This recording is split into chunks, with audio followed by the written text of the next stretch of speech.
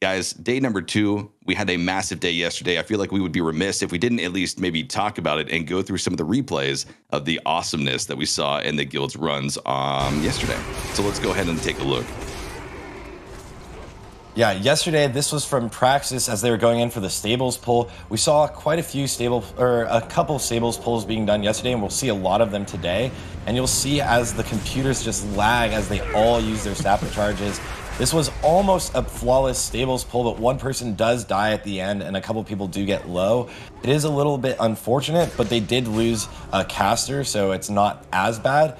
And then this is what went wrong for them. The paladin actually healed himself, getting aggro on the live side, and had to bubble, which just opened up the entire gates and spawned all of the ads in the entire instance, or the entire fight, for the Gothic the Harvester pull, and they just all were dead. That was unfortunate. They were definitely on pace for their fastest run, so then they had to sit and do normal 4 horsemen, which almost went wrong as well, as Zaliek lost aggro on the main tank, or the main tank died, but luckily a bear that was healing picked him up, it looks like. It may have been a tank bear, but the bear was just ready to pick him up and basically save everyone. Moving on, they did... Oh, go on? Oh, I was just going to say, definitely some solid plays coming out there. I mean, it was a run which they certainly could have just kind of given up on and gone through the motions and try to just get through it. But it was cool to see them still implement some of those speedrun strats. Yeah, they did a really good job of picking things back up and continuing to just perform at a really, really high level and a really quick pace. It kind of feels bad when you wipe. Well, not even kind of. It feels terrible when you wipe, and it's a little demoralizing, but... As Taiba said to us in the interview afterwards, he just had to rally his team, say a few words of encouragement, and they all picked things up. And then they actually went for some still like practice strats, or like good strats. Like right now after Thaddeus, they even ran into Saffron's room, which is a lot scarier to do now that they don't have world buffs to engage the boss early, but they wanted to put up that good time.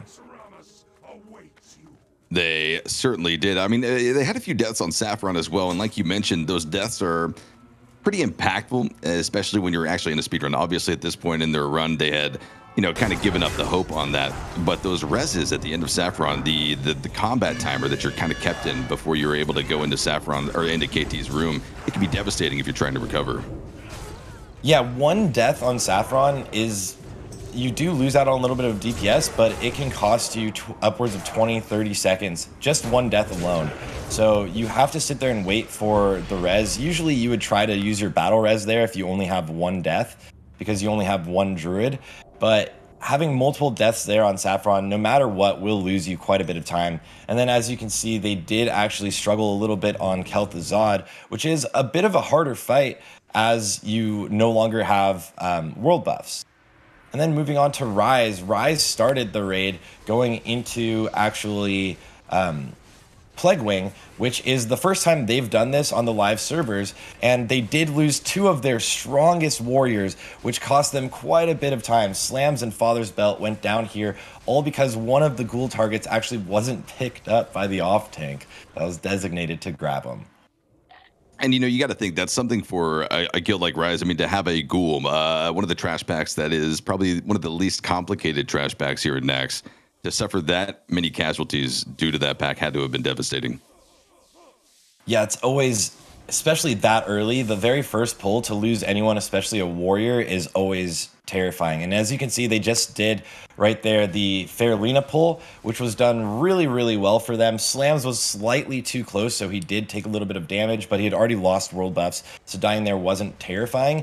And then here, as we've pointed out earlier, or yesterday, they're all using these magnetic helms from Nomergan to do a little bit extra damage to the slimes and pulling away these belchers so that they don't actually take any damage from those slimes while their mages deal with the rest of them.